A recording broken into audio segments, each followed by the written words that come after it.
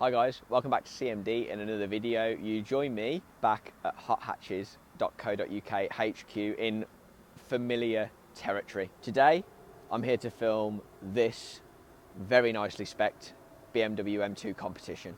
A fantastic example of what hothatches.co.uk are just so good at. Hockenheim Silver, DCT, riddled with all the good stuff. If you're new to hothatches.co.uk, they are a car dealership devoted to this sort of stuff. High-end, high smiles per miles automobiles. I've been desperate to film an M2 comp here at Hot Hatches. Historically an owner of both the OG and the Competition myself personally, I'm really keen to showcase what these things are capable of. So on that note, should we get in the car? Just before we do, if you're new to CMD, we have been set up as a YouTube channel with a difference. All of the revenue we generate from ad revenue and also sponsored videos like the one here today with hothatches.co.uk all lands into a designated bank account. All of that money, every single penny without exception, is being donated to local, national and international good causes. Just more recently we ticked over £2,500 in total donations, and that's solely off the back of people like you watching videos like this. So if you like what you see, hit that like button, give me a subscribe, and I look forward to seeing you guys soon. Let's go. Like and subscribe.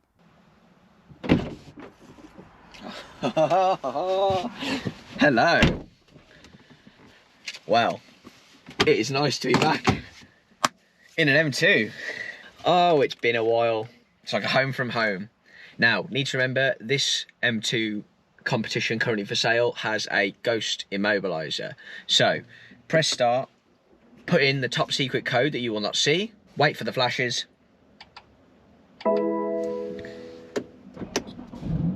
and we're off. Okay, so I mentioned this car has got some very nice spec on it, some absolute must-haves as far as I'm concerned. Comfort pack, plus pack. On top of that, adaptive LED headlights. We've got auto climate control. You get Harman Kardon speakers, adjustable foldable mirrors, electric seats with driver memory. So you can set 1 and 2 if you've got 2 people who use the car. We get things like cruise control, fantastic iDrive system.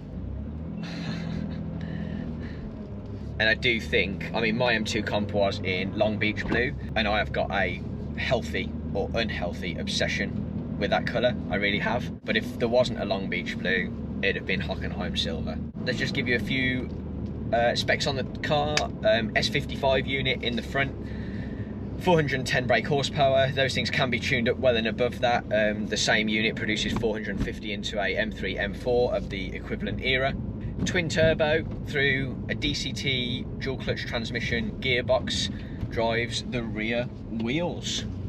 These cars tend to come as standard with some half decent rubber that can be summer biased at times. So just to be mindful if you are looking at it. And you get a lot of M-car DNA. You get some creature comforts, obviously electric seats with lumbar, absolute game changer. Not many BMWs have it. Genuinely think that's a massive oversight on BMW's part across their range, but you get lumbar in these. Automatic LED headlights with high beam assist, fantastic in the winter. Harman Kardon sound system, some really nice other little bits of tech. So let's see what's going on with that GoPro out.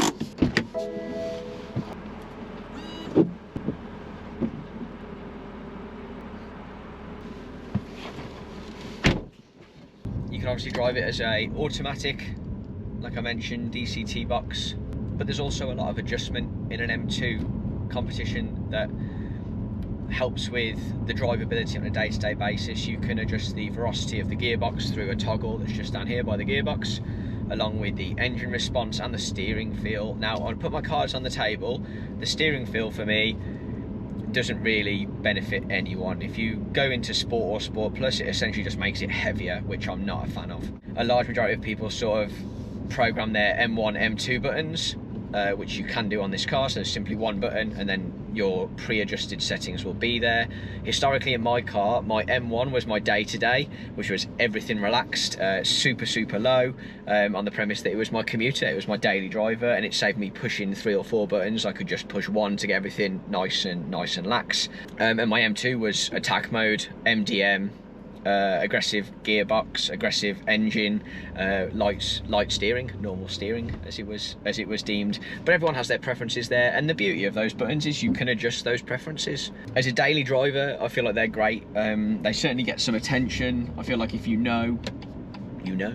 But I also feel like that you need to make some minor adjustments to the car to use it all year round. This car in particular is laden with Michelin Pilot Sport rubber, fantastic rubber, especially on track. I've used that a number of times myself at a number of tracks, and it works really, really well. In the winter, they're great once there's heat in them, but they're not as good as sort of what I would defer to as an all-round tyre, like a Michelin PS4S as an example, that just lends itself more to day-to-day use in the UK in particular, sort of all year round. I wouldn't be put off by the tyres, they're fine, but I think you do need to bear in mind, you know, there's a 400 brake horsepower unit in the front, punching all that through the rears of the wheel with no weight over them, on tyres that are arguably summer biased. Well, no arguably about it. So you would just have to adjust your driving for that. You know, there are certain cars out there in this sort of territory, your A35 AMGs, Golf Rs, you know, simply just as quick, where you can sort of just put your foot down as hard as you want and shoot. You don't need a huge amount of driving skill to go very fast in those cars. This is not one of those cars, and that's why I think people who really, really enjoy driving and rear wheel biased just love the M2 competitions, because you have to learn how to drive them, and if you get it right, that will reward you, and if you get it wrong, that will snap you off the road. And you have to learn to treat the car with a level of respect that it demands from you, and it's why I fell in love with my M2 competition, make no bones about it. And it's doing a great job now, isn't it? I'm warming the car up, getting some heat into the tyres, getting the oil temperature up, but I wouldn't call it loud in here. Obviously it's got HK sound, you know, the car works really, really well. You know, I've been driving for a good 10 minutes now. I can toggle things up, so I can go into sport, move the velocity up, click it over into manual, drop it down a gear or two, hear that S55, and away we go. And it's just a completely different driving dynamic to a large majority of the cars at places like hot hatches, for it being rear wheel. And let's be fair, arguably not a hatch, but I can see why Chris has plumped for this one. It's just a fantastic example, spec-wise, of how these cars should be built. And it's clearly been used. The car's done 11,000 miles, which is good mileage for a car of this age, but you want these cars used, okay? You don't want them sat stagnant. Let's be perfectly fair.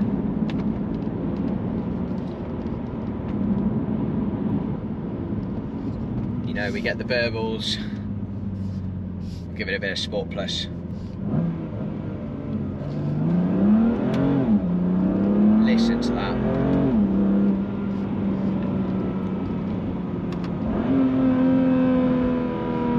Just lovely. Oh, just the dynamics. It's so much more. I wouldn't describe it as a hot hatch, I would describe it as a hyper hatch, if there is such a thing, because it's just another level up from what are phenomenal cars, make no bones about it. And you can't use all of this sort of car all the time. I mentioned earlier how you need to drive them with an element of respect, and so, you know, you have to feather the throttle, watch your speed on the way into things, watch your throttle on the way out. You know, the car will kick you out happily. It's certainly well within its DNI, and if you know these cars, but it's my sort of jam, I'm going to level with you, that's exactly how I would want my M car to behave. Here we go. Oh, bit of slip. Even then, third gear was slipping, and that's not foot to the floor, that's trying to ease the power in. Oh. It's not too dramatic though, you know, let's be fair, I'm not taking liberties. The car's behaving as it should. Yeah, it's so fantastic. And you know what, I might get from A to B faster in something like a Golf R or an A35, but you can keep them. this is for me.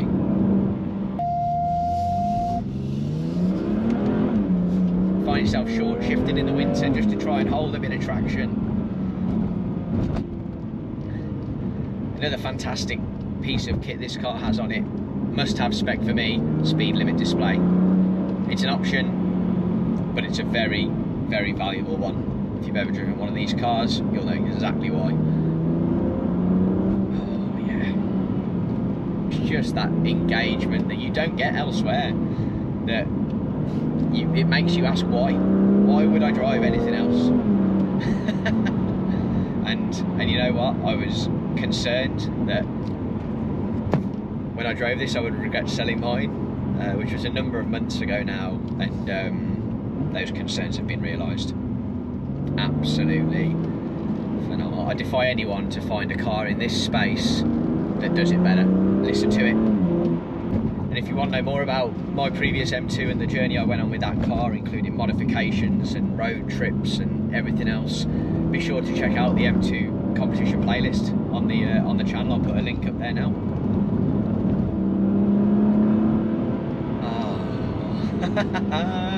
I could drive around in this thing all day. And, you know, interestingly, I was talking to Chris earlier about if I traded the 911 in, what would I go for? And I was talking about an Alpha, a Giulia Quadrifoglio. I wouldn't. I'd have another one of these in a heartbeat. In a heartbeat. And that's saying a lot.